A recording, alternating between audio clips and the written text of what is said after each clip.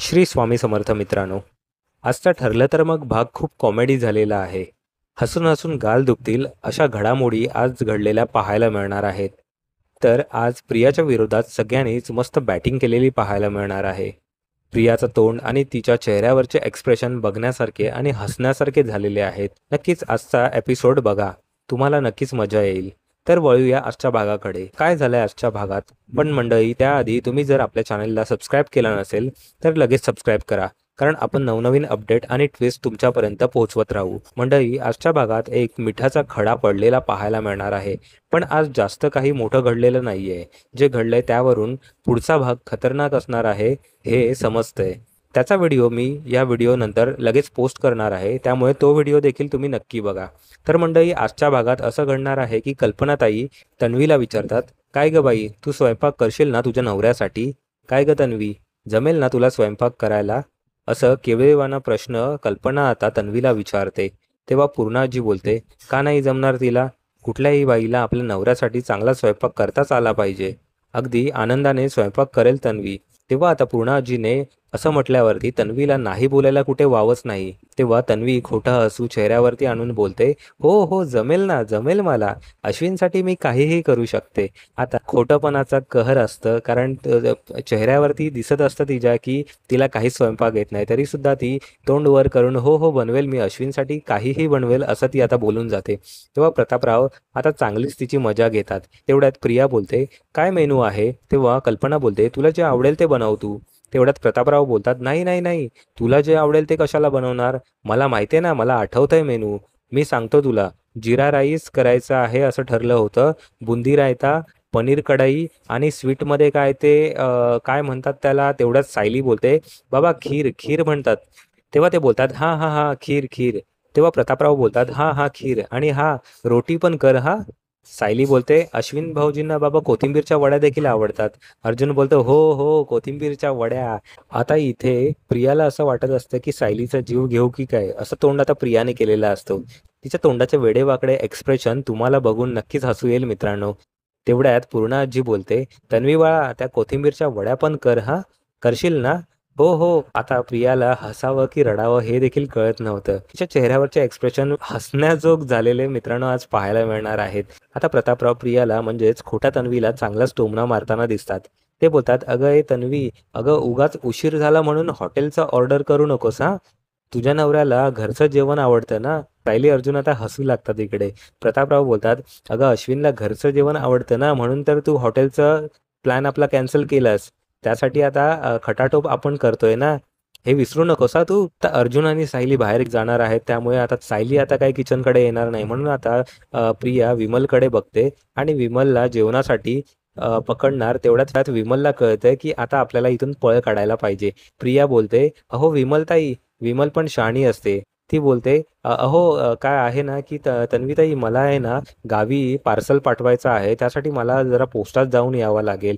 तर मी विसरूनच गेली होती, तर मला आता लवकरच तिथे पोस्टात जायला लागेल आणि आपलं ते पोस्टाने पार्सल पाठवायचं आहे.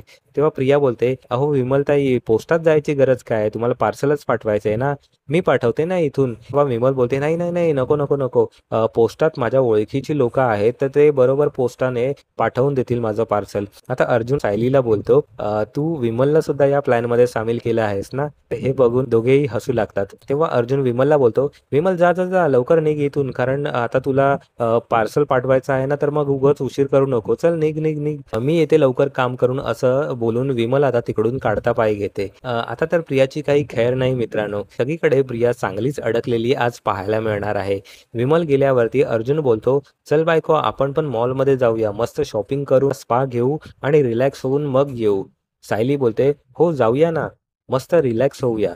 सायली बोलते, बाबा आम्ही जाऊन येतो हां, आणि जेवण होईपर्यंत येऊ. तेव्हा प्रतापराव गालातल्या गालात हसतो आणि बोलतो, हो हो, जा जा पोरांनो, आणि लवकर यायची घाई करू नका, आरामात या, सावकाश या एकदम. त्यामुळे आता प्रियाला कसं तरी होतं. तेव्हा प्रियाला जळवण्यासाठी सायली बोलते, bye Priya, see you soon. बिचाऱ्या प्रियाची आता मस्त मजा येणार आहे. ती चांगलीच यामध्ये सगळ्यांमध्ये अडकलेली असते, कारण तिने स्वतःच्या पायावरती धोंडा मारून घेतलेला असतं. आता ही लोकं हॉटेलमध्ये जाणार असून प्रियानेच मुद्दामून प्लॅन कॅन्सल करून सायलीच्या डोक्यावरती जिम्मेदारी टाकायचं ठरवलेलं असतं. पण तिला कुठे माहिती आहे की तिचाच पत्ता तिच्यावरती उलटा पडणार आहे. अर्जुन आणि सायली घराबाहेर निघतात. पण मित्रांनो, हे कुठे मॉलमध्ये वगैरे जाणार नाही आहेत. घराबाहेरच बागेत बसणार आहेत. आता इथे प्रियाच्या तोंडाचं पाणीच पळालेलं असतं. काय करायचं आता? कसं करायचं? खोटं बोलणं सोपं आहे, पण स्वयंपाकात कृती करून दाखवायची असते. ते आता कुठे प्रियाला जमतंय. प्रतापराव, पूर्णाजी आणि कल्पना यांनी आता प्रेक्षकाची भूमिका घेतलेली असतात. ते मस्त डायनिंग टेबलवरती कॉफी पीत बसून प्रिया किचनमध्ये काय करते हे बघत असतात. ती किचनमध्ये उभी असते. हे बघत असताना प्रियाला जाणवतं की यांचं लक्ष आता आपल्यावरती आहे. आता आपल्याला काही काम करायलाच पाहिजे. आता इथे नाही बोलून काहीच होणार नाहीये. कारण आपण स्वतःच सांगितलंय की हो, हो, अश्विनसाठी मी सर्वच बनवेल. तर आज अश्विनचा बर्थडे आहे. त्यामुळे काही ना काहीतरी करावं लागेल. कल्पनाचा जीव आता वर-खाली होत असतो. अहो, तिला काही जमणार आहे की नाही ते माहीतच नाहीये. मी जाते तिच्या मदतीला. तेव्हा प्रतापराव कल्पनाला थांबवतात. "थांब, थांब कल्पना. अगं लेकी-सुनांवरती जबाबदारी टाकल्याशिवाय त्या कशा शिकणार? तू पदर खोचून जाऊ नकोस. तिला प्रयत्न करू दे आधी. जर तिने प्रयत्न केलाच नाही तर ती कशी शिकणार?" आता हिने मागून सगळं ऐकलेलं असतं. तेव्हा ती बोलते, "हो, हो बाबा. हो, हो. हो बाबा, मी करते हां सगळं. मी करते सगळा स्वयंपाक." तेव्हा पूर्णा आजी बोलते, "तुला काय अडलं तर सांग हां. तोपर्यंत आम्ही इथेच कॉफी पीत बसलो आहे." अर्जुन आणि सायली घराबाहेर जाऊन गप्पा मारत असतात. अर्जुन सायलीला बोलतो, "बायको, आज काय कमाल केलीस तू यार. तू खरंच ग्रेट आहेस. मी एकदाच म्हटलं की सायली 2.0 हाजीर हो आणि तू खरंच त्या प्रियाचा बँड वाजवलेला आहेस." दोघेही हसतात. सायली बोलते, "मी म्हटलं होतं ना तुम्हाला की मी एकदा चॅलेंज घेतलं की ते मी पूर्ण करतेच. शेवटी बायको कोणाची आहे? काट्यानेच काटा कसं काढायचा हे मी तुमच्याकडूनच शिकली आहे." तेव्हा अर्जुन बोलतो, "काटा-बिटा काय नाही, तू डायरेक्ट तलवारच काढली आहेस प्रियावरती. आता तिची फक्त फजिती होणार आहे. बसू दे तिला आता सगळ्यांचा स्वयंपाक करत. आपण जाऊया मस्त बाहेर." तेव्हा सायली बोलते, "तुम्हाला काय वाटलं? ती प्रिया प्रिया खरंच सगळ्यांचा स्वयंपाक करणार आहे का? शक्यच नाही. अहो, ते इन्स्टंट रवा आणि इडलीचे पॅकेट मिळतात ना, त्याच्यामध्ये गरम पाणी करून ते पदार्थ बनवायचे असतात. त्या पदार्थांमध्ये गरम पाणी किती टाकायचं हे देखील तिला माहीत नसतं. तर ही सगळ्यांचा स्वयंपाक काय बनवणार?" तेव्हा अर्जुन बोलतो, "अरे मग तिने बाहेरून जेवण मागवलं तर?" सायली बोलते, "नाही, नाही, शक्यच नाही. जर तिने असं केलं तर पूर्ण आजींना हॉटेलच्या जेवणाची टेस्ट कळेल आणि हे सगळं आपण अश्विनच्या वाढदिवसासाठी घरीच बनवायचा बेट केलेला आहे ना. जर तिने मागवलं तर पूर्ण आजीला नक्कीच त्याची टेस्ट कळेल." या दोघांचं बोलणं चालू असताना आता प्रतापराव गुपचूप बाहेर येतात आणि बोलतात, "अर्जुन, मला वाटलंच होतं तुम्ही दोघं बाहेर असाल. अरे, मी तुम्हा दोघांना शाबासकी द्यायला आलोय." अर्जुन बोलतो, "कसली शाबासकी डॅड?" प्रतापराव सायलीचं कौतुक करत बोलतात, "अरे, तुझ्या बायकोनी काय आज अभिनय केलेला आहे. जे काही झालंय ना ते अगदी उत्तम झालेलं आहे बघ. काही लोकांना जबाबदारीची जाणीव करून द्यावी लागते. तेव्हाच त्यांना कळतं. आता आडवळणाने का होईना माझ्या धाकट्या सुनेला कोणीतरी तिची जबाबदारी करून दिली, हे आता मला बरं वाटतंय." तेव्हा प्रतापराव अर्जुन सायलीला बोलतात, "चला तर आता मग तुम्ही पटकन जाऊन या. लवकर यायची घाई करू नका. आरामात या." असं बोलून आता प्रतापराव तिथून निघून जातात. त्यांना वाटतं की हे दोघे खरंच मॉलमध्ये किंवा बाहेर जाणार आहेत. तेव्हा सायली अर्जुनला बोलते की "कसं आहे ना की बाबाने आज माझं कौतुक केलं हे खरंच मला खूप भारी वाटतंय." तेव्हा अर्जुन बोलतो, "चला तर मग आता या गोष्टीचं पण आपण सेलिब्रेशन करूया." तेव्हा सायली बोलते, "अहो, तुम्हाला खरं वाटलं का की मी तुमच्यासोबत मॉलमध्ये येणार आहे?" तेव्हा अर्जुन बोलतो, "हां, मग आपण जाणारच आहोत." तेव्हा सायली बोलते, "अहो, आपण प्रियाला अद्दल घडवण्यासाठी बाहेर पडलो आहोत ना, पण ती कामचुकार प्रिया सर्व कामं आईंकडून करून घेईल आणि त्यांना त्रास होईल. आज अश्विन भाऊजींचा वाढदिवस आहे आणि आज उगाच घरचं वातावरण बिघडलेलं मला आवडणार नाही. आपण इथेच आपल्या बागेमध्ये बसूया. थोड्या वेळाने आपण घरी जाऊया." तर इथे आता किचनमध्ये प्रियाला पीठ आणि मीठ कुठलं आहे हे देखील ओळखता येत नसतं. इथे प्रिया खलबत्त्यात काहीतरी कुटत असते. तिने किचनमध्ये जेवण करत असताना केस देखील मोकळे सोडलेले असतात. पूर्ण आजीला मोठा प्रश्न पडतो की नेमकं ही करते तरी काय? हे सगळे एकमेकांकडे बघत असतात. आता इथे प्रिया विचार करू लागते की बाबा रोटी करायचे बोललेत, पण रोटी नक्की काय असते? कसली बनते? कोणतं पीठ नक्की वापरतात त्यासाठी? आता प्रियाला हे देखील माहीत नसतं की रोटी काय असते? चपातीसारखी असते का? तर आता मित्रांनो हिला काहीच माहिती नसतं स्वयंपाकामधलं, तर ही काय स्वयंपाक बनवेल हे तुम्हालाही कळलेलं असेल, याचा अंदाज आलेला असेल. त्यामुळे आज प्रियाच्या चेहऱ्यावरचे एक्सप्रेशन खरंच बघा तुम्ही आज टीव्हीवरती. तर मित्रांनो ते काही का असेना ते पीठ मळावं लागणार असं ती आता विचार करू लागते. पण आता ते पीठ कसं मळायचं आणि कुठलं पीठ घ्यायचंय? आता ती कल्पनाला विचारते, की "आई पीठ कोणतं घेऊ?" ते बोलतात, "कुठलं पीठ?" तेव्हा ती विचारते, की "अरे देवा! आता या पिठांमध्ये देखील किती प्रकार आहेत. आता कुठलं पीठ सांगू त्यांना?" तेव्हा ती बोलते, की "आई रोटी करायची आहे ना, त्यासाठी पीठ हवंय." कल्पना बोलते, "अगं बाई कणिक हवंय का तुला? ते पहिलं कपाट उघड आणि त्यातून घे." प्रियाला पीठ किती घ्यायचं हे देखील कळत नसतं. तेव्हा कल्पनाला असं होतं, की ही जेवण बनवेल की उगाच किचनची वाट लावेल.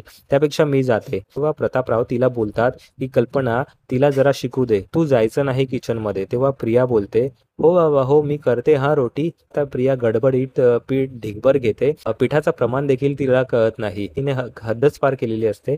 अख्ख्या पिठाचा डब्बा सांडलेला असतो. हे बघून कल्पना, पूर्णाजी आणि प्रतापराव डोक्याला हात लावतात.